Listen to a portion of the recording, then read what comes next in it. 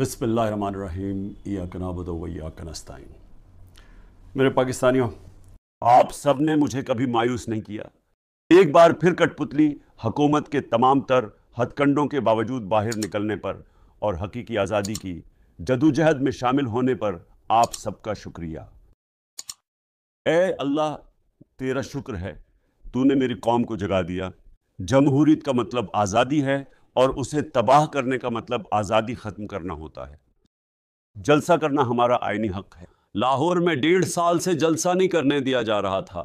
मुल्क की तारीख में पहली हुकूमत है जो इतनी बेनकाब हुई है। जिस तरह के काम ये कर रहे हैं, ये जमहूरियत की तबाही नहीं तो क्या है। मार्शल लॉ में भी ऐसा नहीं था जो अब किया जा रहा है। आज हमारा लाहौर में जलसा करने का मकसद सुप्रीम कोर्ट, जमहूरियत और आज़ादी को बचाना है। अब एक वाज़ेह लकीर खच चुकी है। लकीर के एक तरफ जमहूरियत और आज़ादी है, जिस तरफ अवाम है, दूसरी तरफ जमहूरियत के मुखालिफिन और बूट को इज्जत देने वाले लोग हैं। इस तकसीम में अब अगर कोई सियासी जमात हक के साथ खड़ी होगी तो वो तारीख में रोशन बाब का हिस्सा होगी। चीफ जस्टिस काजी फाइज ईसा और चीफ इलेक्शन कमिश्नर नून लीग की टीम का हिस्सा हैं। इनकी जो भी दरख्वास्तें हैं सब सुनी जा रही हैं और हमारी मुस्तरद हो रही हैं। कादी फाइज ईसा बेकसूर था तो रावलपिंडी के कमिश्नर को बुलाता। कमिश्नर के बयान पर तफ्तीश तो होना चाहिए थी। ये भी हो सकता है वो गलत हो। मुल्क का बच्चा बच्चा जानता है कि काजी फाइज ईसा इनके साथ मिला हुआ था। काजी फाइज ईसा इन आईनी तरामीम का बराह रास्त बेनिफिशियरी है।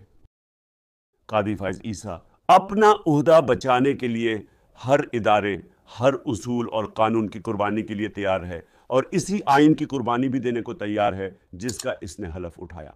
काजी फाइज ईसा की अहलिया ने मेरे खिलाफ बातें की। काजी फाइज ईसा को हमारे केसेस से खुद को अलग कर लेना चाहिए। हमने मुतादद बार दरख्वास्त दी है कि ये हमारे केसेस न सुने, मगर ये हर मुतल्लिका केस अपने पास लगा लेता है। पहले हमारे ह्यूमन राइट्स का केस नहीं सुना, हमें लेवल प्लेइंग फील्ड नहीं दी, हमारा इलेक्शन का निशान हमसे छीना, फिर हमसे 3 सीटें ले ली। ये कॉन्फ्लिक्ट ऑफ इंटरेस्ट है। ये अपनी एक्सटेंशन के लिए नून लीग को सीटों पर सीटें दिलवाता जा रहा है। आए रोज हमारी सीटें कम कर देता है। ऐसा मुनसफ, ऐसा चीफ जस्टिस आज तक पाकिस्तान ने नहीं देखा। आज पाकिस्तान तारीख के अहम तरीन मोड़ पर है।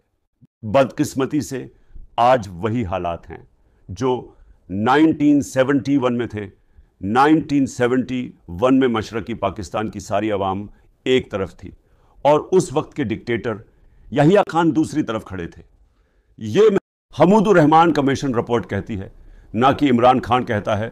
1971 में अपनी ताकत को बचाने के लिए एक शख्स ने जमहूरियत का कत्ल किया और मुल्क को तकसीम होने दिया। उस वक्त और आज के हालात में मुमासिलत इतनी ज़्यादा है कि अगर उस हमूदुर रहमान कमीशन रिपोर्ट से ना सीखा गया तो मुल्क को बहुत बड़ा नुकसान पहुंचने का खदशा है। मुझे ये खौफ है कि जो छोटा सा तबका इस वक्त मुल्क पर हुक्मरानी कर रहा है, इनके तमाम कारोबार, इनका पैसा और इनकी जायदादें, सब कुछ मुल्क से बाहर है। इनका पैसा मुल्क में नहीं है। इन्हें इस बात की फिक्र नहीं है कि मुल्क किस तरफ जा रहा है। हमारे इदारे तबाह किए जा रहे हैं। सुप्रीम कोर्ट वाहिद इदारा बचा था जिसको अब बर्बाद किया जा रहा है। सुप्रीम कोर्ट अब इनका अगला हदफ है जिसको अपने नीचे लाने के लिए ये किसी भी हद तक गिर रहे हैं।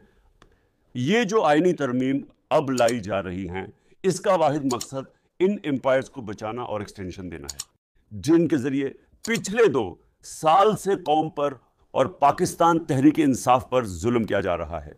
हमूदुर रहमान कमीशन रिपोर्ट ने वाज़ेह तौर पर बताया था कि कौम एक तरफ होती है, एक फैसला कर लेती है तो डंडे के जोर पर फर्द वाहिद के फैसले नहीं मनवाए जा सकते। मुशर्रफ और ज़ियाउल हक के मार्शल लॉ भी पाकिस्तान ने देखे हैं, मैंने खुद भी देखे हैं। मैंने मुशर्रफ के दौर में जेल भी काटी है, लेकिन तब भी इतनी पाबंदियां नहीं थीं। मुशर्रफ दौर के अंदर मीडिया भी तकरीबन आज़ाद था, हर किस्म की सियासी सरगर्मियां भी होती थीं। मुशर्रफ ने भी इतनी सख्ती नहीं की थी जितनी आज के दौर में हो रही है। इन दो डिक्टेटर्स के दौर में भी वो सब कुछ नहीं हुआ जो आज के नाम नेहाद जमहूरियत के दौर में हो रहा है। जिस तरह मुसलसल अवाम के साथ जुल्म किया जा रहा है, इसकी मिसाल नहीं मिलती। और अगर ये सिलसिला इसी तरह से जारी रहा और कौम को महकूम बनाकर डंडे के जोर पर रखा गया और इसी तरह का सलूक किया जाता रहा, तो पाकिस्तान का कोई मुस्तकबिल नहीं। नौजवानों के लिए मेरा ख़ास पैगाम है कि आप पाकिस्तान की उम्मीद हैं। आपको चाहिए कि इस कठपुतली हुकूमत के ख़िलाफ़ भरपूर आवाज़ उठाएं और जदोजहद करें, जो अपने हथकंडों से आइन को मुअत्तल करना चाहती है, पाकिस्तानियों की आज़ादी को सल्ब करना चाहती है और जमहूरियत को तबाह करना चाहती है। पाकिस्तान और आइन के हक़ में जब भी तहरीक इंसाफ की काल हो, आप निकलें और हकीकी आज़ादी की इस जदोजहद में हमारा साथ दें। पाकिस्तान जिंदाबाद।